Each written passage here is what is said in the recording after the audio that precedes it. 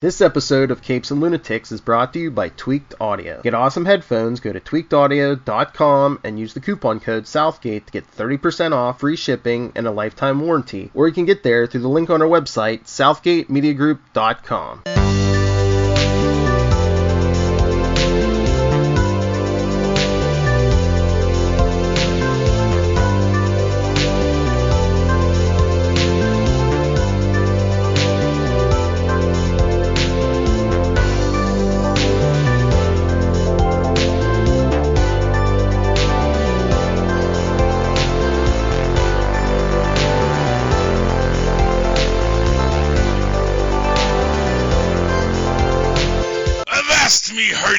And welcome once again to Full Stream Ahead. I am your host, Charlie, the Professor, and with me as always is my skinny rich friend. It's Mozz. Welcome back, Mozz, to the final episode this season of I Am Not Okay With This on Netflix. Deepest, Darkest Secret. Secret Season 1, Episode 7. Armed with new insight about her dad, Sid vows to stay positive as she goes to homecoming dance. Of course, our director is Jonathan Entwistle, who has been doing a great job this whole time. Writing credentials this week go to Christy Hall, who did the teleplay by, along with Jenna Westover, who also gets that teleplay by credit. Jonathan Entwistle, of course, gets our developed by, along with Christy Hall and Charles S. Foreman, while he did the original comic book upon which this is all based. So, yeah. And I like how this all opens up because we have her sort of, all the truth has been revealed. Her father is also has had these powers, and this resulted in great death and destruction while he was stationed in Iraq, killing not only everyone in the town, but also his entire battalion, which is not good. Yeah, you also sort of get that sense that he suffered from the same sense of loneliness, that nobody really knew what was going on, and he kept it to himself, and she's the only one that does understand it, but even she is all alone, almost, or she feels in some ways. Yeah, and I think that's actually even maybe one of those central items here, and it is, in fact, I think the core issue in this is that despite it all, Stan is still the only one who knows her secret. She never confides in Dinah. Dina.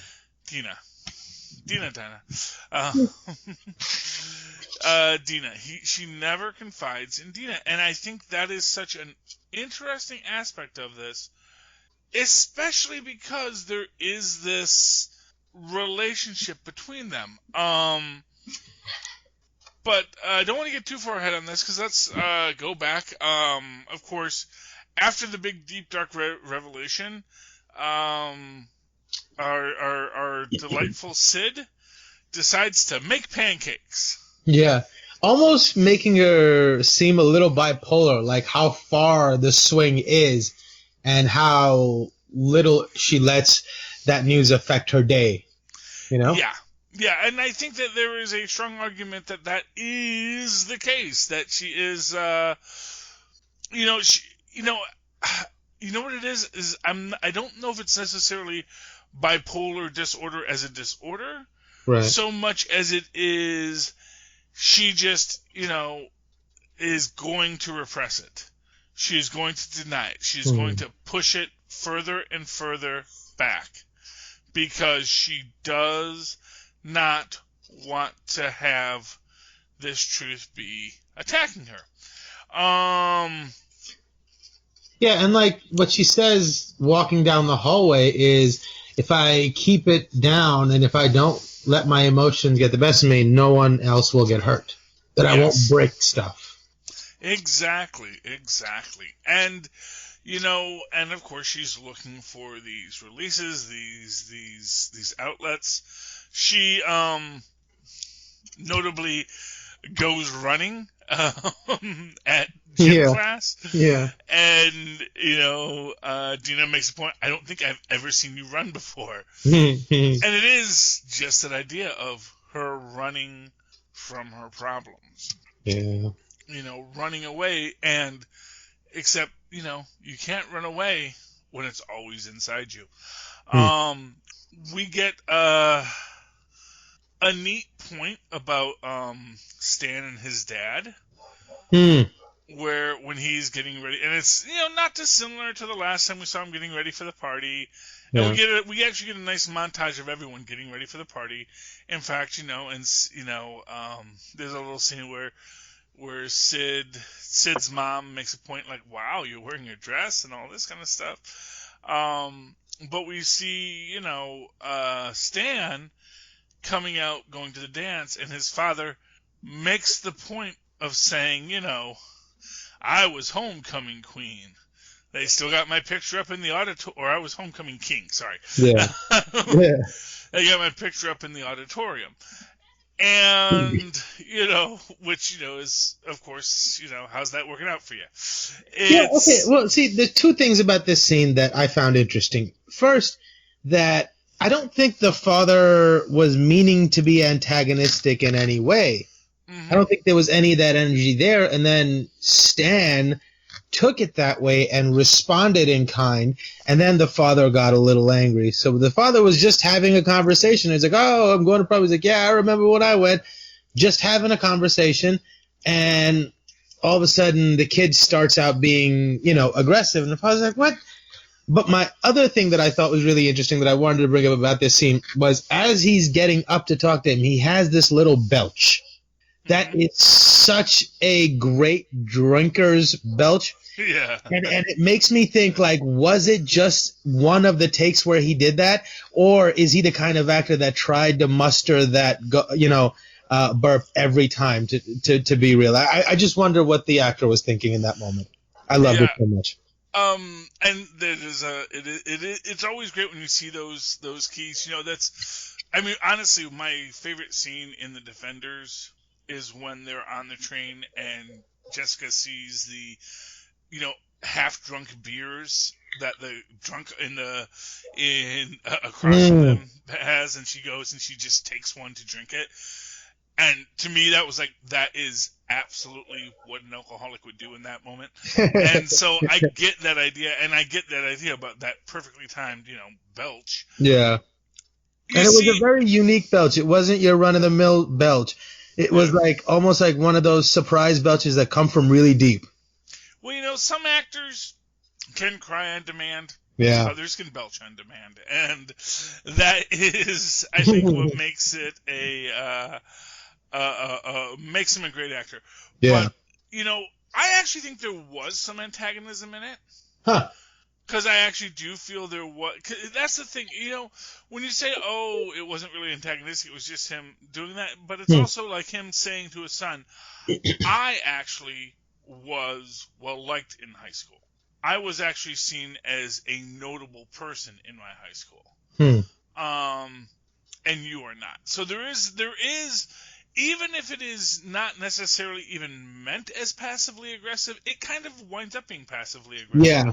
And sometimes with passive aggression, that is the crux of it, is that, you're not even thinking about how cruel the statements you make are. Yeah, but also I think, and the other side to look at also is, if it wasn't meant that way, you intend to take it that way, whereas it could have been an opportunity to build bridges and commiserate with him for a second, and you let that opportunity pass because it seemed to you the safer decision to accept it as that.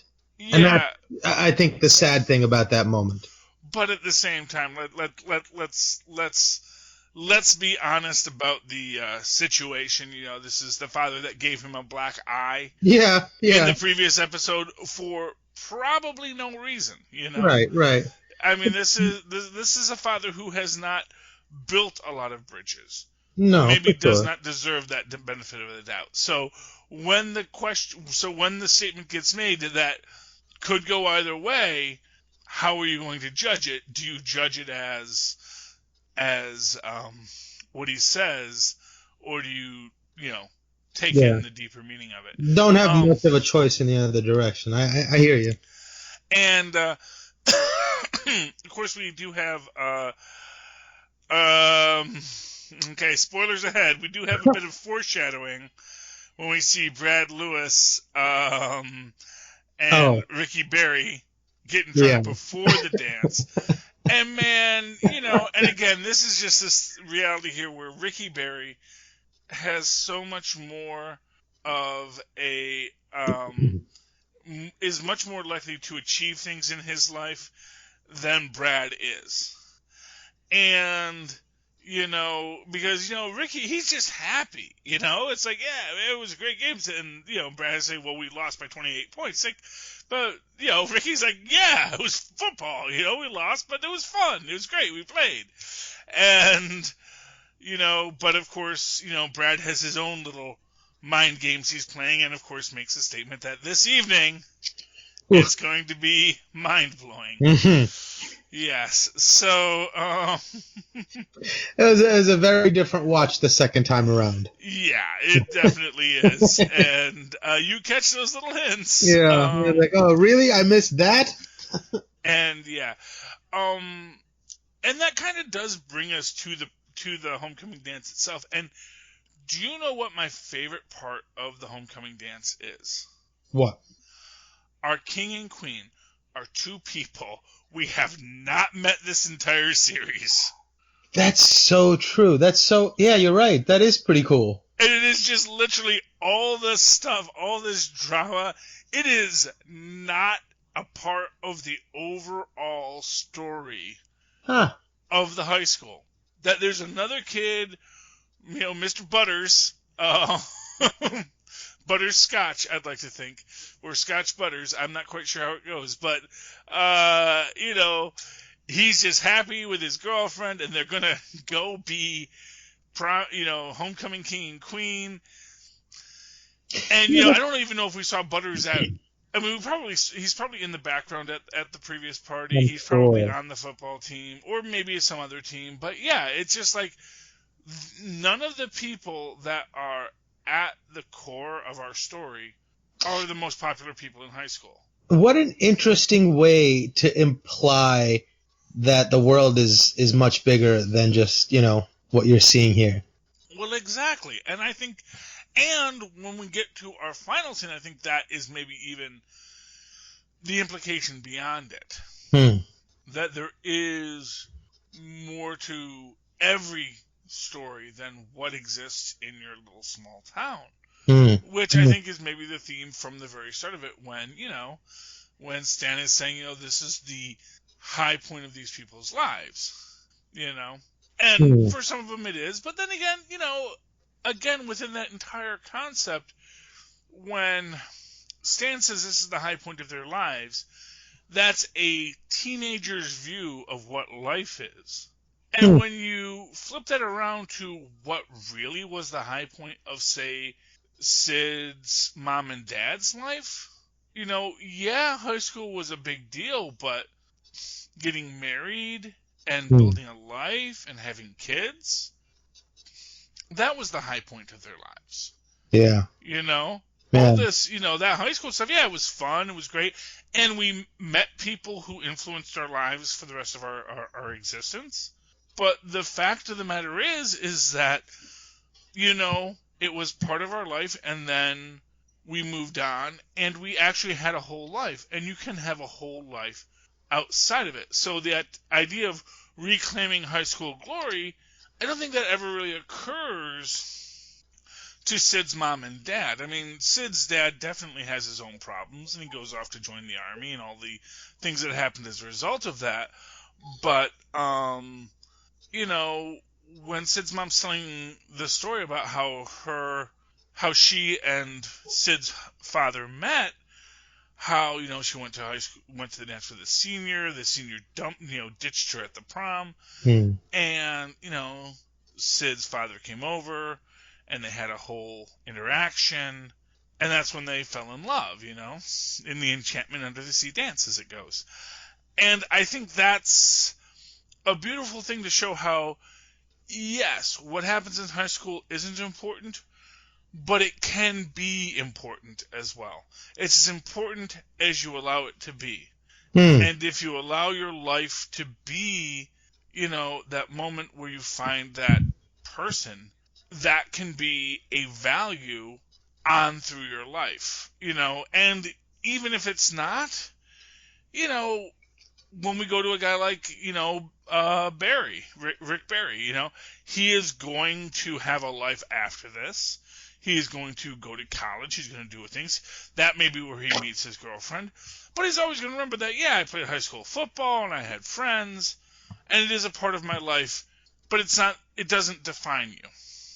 And I think the problem is that for high school kids, so often high school defines them. Right. And adults, as much as I think about my high school alma mater, and I don't really have a college degree, so it's not like I've gone beyond that and had like that other central experience, I love my high school, and I will always cherish my time in high school, but the fact of the matter is that is such a small part of my life as I've become an adult. But of course, for a high schooler, you don't see that. So all you see is, oh, that guy used to be cool in high school, now he drives a truck, his life has just gone downhill. And it's like, meanwhile, I'm sitting here thinking, man, if you had understood that in the 1980s, BJ and the Bear was like a top-rated show, and every kid wanted to be a trucker. So don't tell me being a long-haul truck driver isn't like an awesome gig. And I actually still think being a long-haul truck driver is an awesome gig. Not if you have a family, but just that idea, that open road. Yeah, you get to see everything everywhere, and it's exactly, man. That sounds like a beautifully free life, and I'm sure that's how Stan's father sees it. I don't know. See, driving a truck kind of sounds fun. Having that, they are the modern day cowboys. They're the guys moving the materials across the country. Yeah. And because he's gone for long periods of time, that tells you that he is a long haul trucker. He's not just over the road. And he is, so he is away for long periods of time, which means that probably when he comes home, it's not necessarily his favorite place to be either. Yeah. You think you're having a bad day, Stan. Your dad's maybe not having the best day either. Of course, his dad is an abusive jerk, so we won't be too sympathetic towards him. But of course, we know that Brad has stolen, and again, this goes into this idea of that high school mindset and its smallness, has stolen Sid's diary because he wants to embarrass her, which is petty and vindictive. And immediately, I think even in that moment as we're watching it, as earth-shattering as it is for Sid, as I'm listening to it, I kind of think like most of the reaction from the crowd is like, who is this idiot? Why is he acting up like this? What is his shtick that he has to do that? Because it's just me. Maybe I'm overreading it, but I got the feeling that he did not have the crowd on his side. No. And as he's presenting his like, aha, now I have you. You're a lesbian, Yeah. Which I think like a lot of people are like, okay, dude, you do know it's 2019, right? It's like, dude, you're not really that. You're not being cool. You're not cool, man. Not cool to make a big problem about this. I love you too, Tristan. And I think that is kind of where where we're at with this, and he, of course, is needling Sid, and then, of course, Sid can't quite hold in her frustration at this point, and we get a mind-blowing moment. And, man, that was... I did not see that coming. Yeah, not like that. But, like, when she started getting angrier, and I know it's the last episode, and I remember the blood-soaked, motif from the first episode on the way through, I was like, okay, yeah, something bad's about to happen. But that was intense. Yeah, and, scroll back to the old episode, I was certain that was punch, Yeah. I was certain that was going to be spilled punch, that it was going to be something wacky. But, at the same time, within the concept, it's like, oh, she blows up the head, and of course, everyone panics and is screaming. She's running. And then we get the reason why, it's like, oh, first she's running and then she's walking. It's because, nobody is sitting there thinking, oh, that girl must have blown up his brain with her psychic powers. Right. They're going like, what the heck? What causes a person's head to explode? Yeah. And I'm sure that's going to be a whole... And honestly, what I'm going to say is I get the feeling this is one of those things like, yeah, unexplained, man. His head freaking exploded. Yeah, spontaneous combustion, spontaneous, head explosion. I don't know. Exactly. It's like, I don't even know how to describe this, And poor Dita. She got splashed just as much as Sid did. Oh, yeah. No, Dina is... This is a trauma. This is a trauma. And, did we see that Stan picked up the book, or did we not see that Stan picked up the book? Oh, I don't know. I didn't catch that. Yeah, I know we saw the book, and I know we saw Stan see the book, but and I know we see someone pick up the book, but I don't know if we saw that it was Stan picking up the book. So, oh, interesting. So that's one of our mysteries for next season. Huh. And of course, the biggest mystery for next season is she runs, then she walks. I love that because she hears the cops coming. She starts to run faster, and the cops turn towards the school because why would they be running after some kid? Right. There was a 911 call at the school. We gotta go see what's going on. Because I'm sure the person on the 911 calls, hey, is his head exploding? I'm like, okay, calm down. And they're thinking like some kid's got a nosebleed, or some kid got punched in the thing, or maybe he's got a ruptured eye socket or something. They're like actually expecting an actual exploded head, but yeah, I don't know. I mean, like the kids thought there was like a sniper somewhere, and his head got blown up by a 50 cal bullet or something, or he what? Had like a crazy brain aneurysm. Yeah, and what? For what it's worth, with school shootings as a thing, hey, we've gone like 2 months without a school shooting, man. No, so I just put that scene on right quick, and I was watching it. So Stan is on the floor watching the book, and then there's a bunch of feet walking past it that obscures his vision, and then all of a sudden the book is gone. Ah. So he's not the one that picks it up. Who else would? It probably would be Dina. Could be Dina. Because she was left there, yeah. It's the only person who would care to in that moment and not think to run away.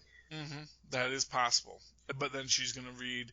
And, for what it's worth, that's one of my big complaints in this, is like, he has read this story where she's saying, I have psychic powers, I'm killing things, I'm breaking stuff, I blew up the library, I made Brad bleed his nose.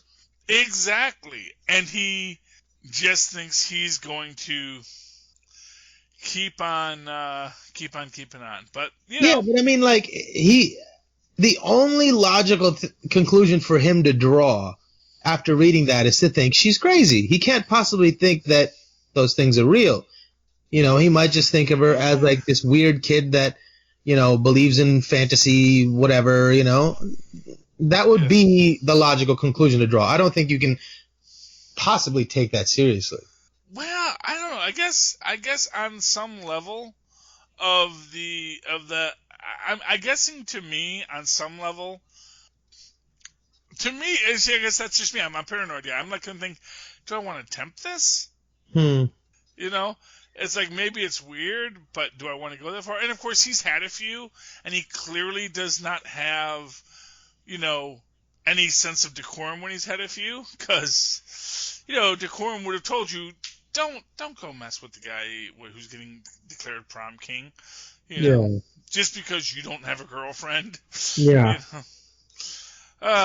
It's yeah. But in that moment we have Sid running, and then she goes and she climbs back up to the forest fire watchout tower.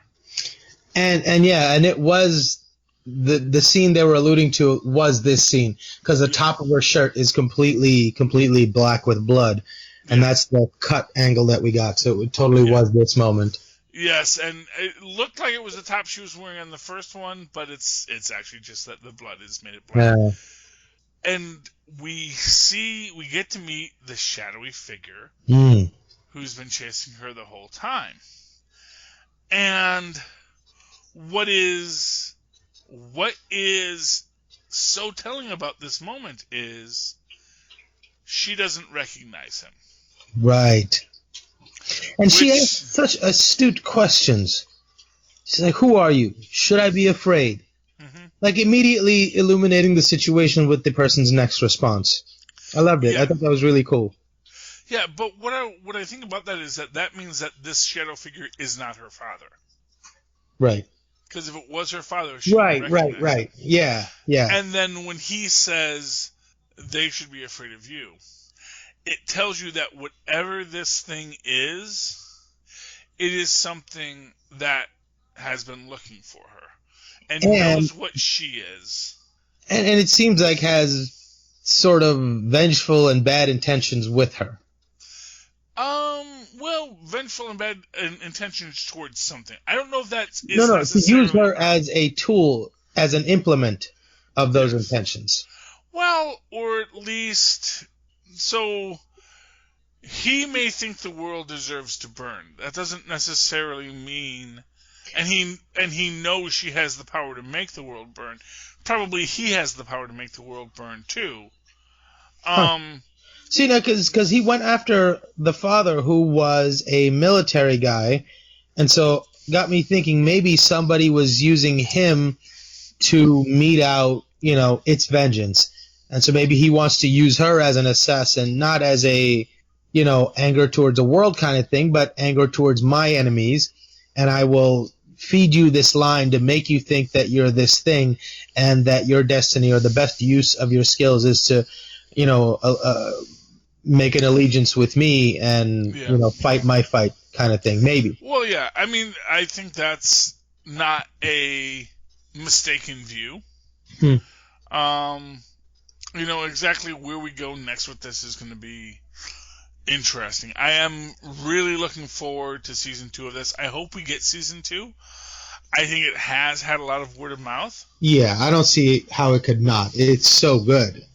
It is. It is so well acted, so well written, and what I love best about it is only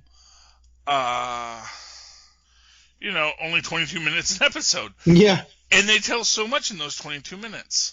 For sure. And that I think is one of the really excellent selling points about this story, is that it tells the story it needs to tell. It doesn't tell more story than it needs to tell. It shows everything it has to show. And even there, you get moments like the scene with Stan and his new date in his car, where she runs through the list of, drugs and progression. First it's mushrooms, then MDMA, then cocaine, then crack, then heroin, and then you die. Well, no. Then you huff gasoline. Oh, that's right. And then death.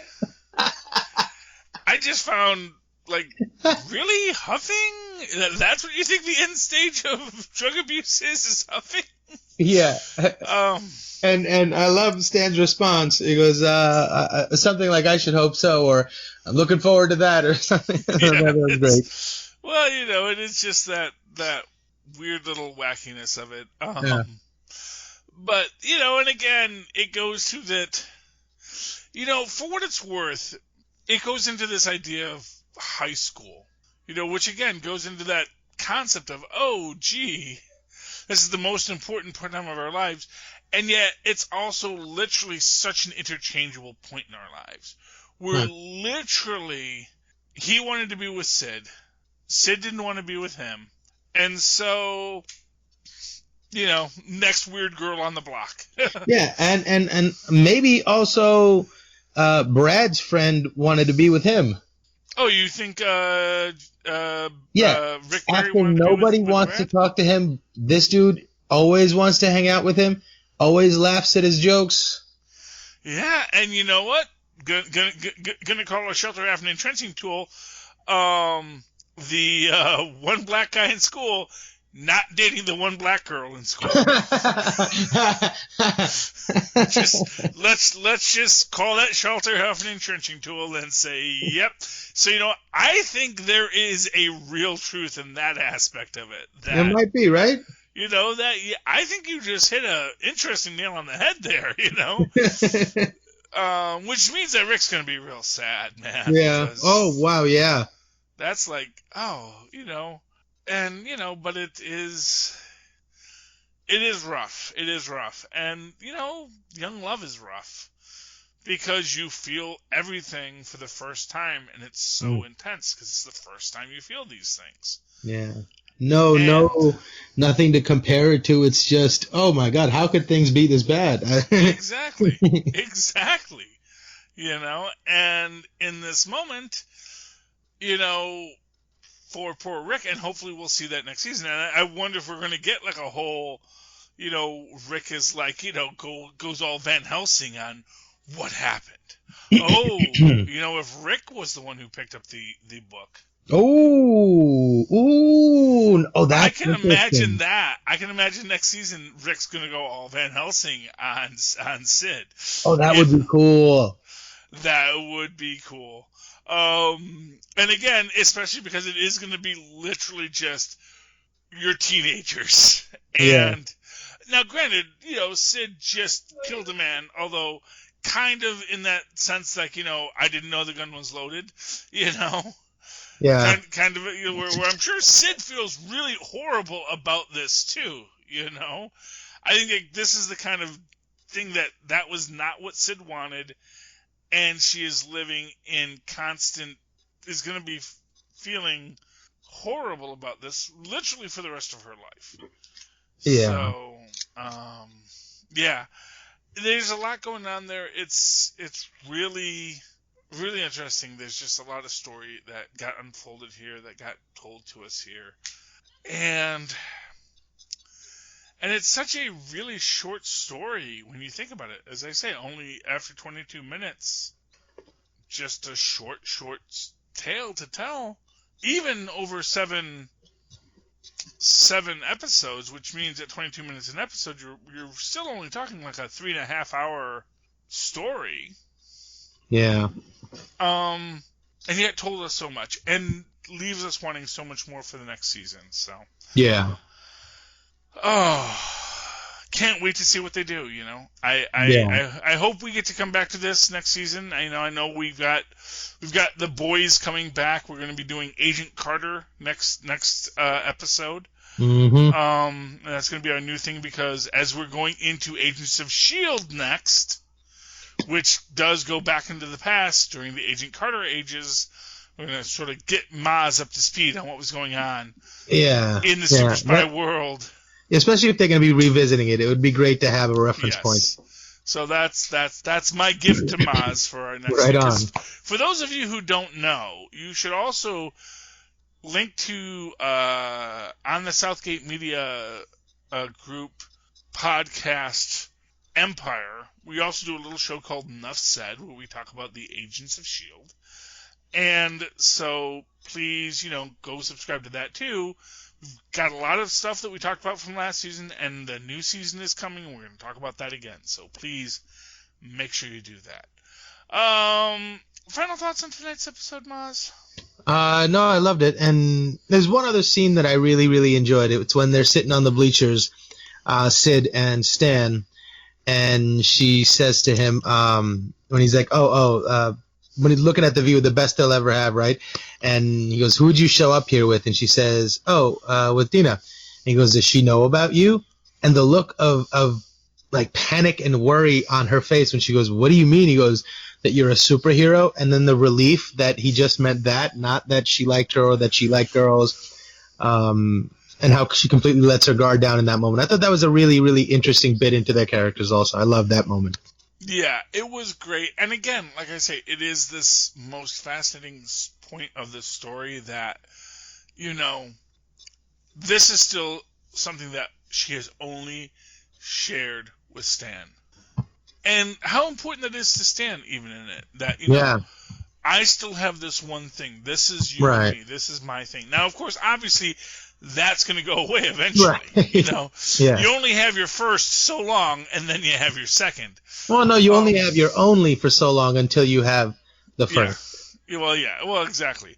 And you know what I think is interesting in that is also that I think that, you know, when Dina does speak with Sid about what happened that night. Yeah. I kind of got the feeling that Dina was like, you know, I'm not saying I didn't like it. You know? Yeah. I'm not saying that wasn't enjoyable. Yeah. You know, I'm just saying it was a lot of the blue. And, so, you know, how these stories get explored in the next season, I think that is going to be so fascinating. Are we going to see... And it comes down to who picked up the book. So, and just to give you an interesting example, you have Dina pick up the book, and she realizes that, you know, Sid did this, but also realizes that Sid hid this from her. Like, I thought we were best friends. Right. You have Ricky pick up the book, and as we say, go all Van Helsing on it all. And, you know, what I'm going to say in that is maybe because I can see a storyline where Ricky and Dina become the antagonists of the next season. You know, where they're going to be like, you know what? You didn't trust me. You killed, you know, the guy I loved. That's Ricky, you know? Right. And them both kind of turning against Sid in trying to bring something into it. And, you know, I don't think we're going to go full Stranger Things on this. I don't think the cops are actually going to get involved, you know, because again, like I said, I think that the cops are going to show up in this small Pennsylvania town and go like, yeah, I guess the kid's head exploded. You know? Must have been doing that Molly. Yeah. Must have smoked the reefer. He must have been. You know what? He was definitely huffing gasoline. Probably. That's what happens when you huff gasoline. Everyone knows that. And that's the final stage. You huff that gasoline. Hey, she wasn't wrong about that. Exactly. So, that's that story, I think. Oh, okay, Mozz. So, if anyone wants to talk to you about this wonderful series, this excellent episode, how could they find you, Mozz? Oh, and please do. You can reach me by email at mozzmanzor@gmail.com or find me on Facebook under Mozz Manzor. That's MOZZMANZOOR. And after you do that, why don't you go look at some of our sponsors on this show, including the fantastic Hunt a Killer, where you get to, like Ricky next season, when he goes all Van Helsing, hunt down the clues to who killed his one true love, Brad. Or, you know, just listen to some Tweaked Audio, or just, you know, get some headphones from Tweaked Audio, which will let you listen to the audio that you like to listen to, as you like to listen to it, whenever you like to listen to it, in comfort and style. And, of course, if you have no interest in either of those, just scroll down into our show notes, find that Amazon link, click on that, go to Amazon, buy that toilet paper that we know you need, that hand sanitizer, those face masks that you need in bulk. Get those now, and cost you nothing, makes our life a little easier. Everybody's happy, literally. And, of course, once you do all that, I want you to drop me a line. Tell me what you bought on Amazon. Did you buy hand sanitizer? Did you buy the original comic book through Comixology, which is through Amazon, that this story is based on? What did you buy? Tell me, and write me an email in that old-fashioned email way, because I am old, much like your mothers and fathers, who also communicated through email at superconnectivityblog@gmail.com. That's superconnectivityblog, all one word, @gmail.com. And when you're done with that and you want something to do, why don't you watch TV and follow me on Twitter, because I live tweet things, most notably Agents of S.H.I.E.L.D., as we've talked about, which is coming back. And when it comes back, I will be live tweeting it, and you can live tweet along with me on the East Coast at Charlie Esser. That's CharlieEssser. Look for the 2 E's in the middle. For quality. Ding! Thank you, Mozz. All right, you landlubbers. You've sailed the ship of fools that is full steam ahead once again. And we are coming now to our port of call to dock and let you off the ship. But no, we'll be sailing again next week, so come on back as we review Agent Carter Episode 1 on Full Stream Ahead! Arr!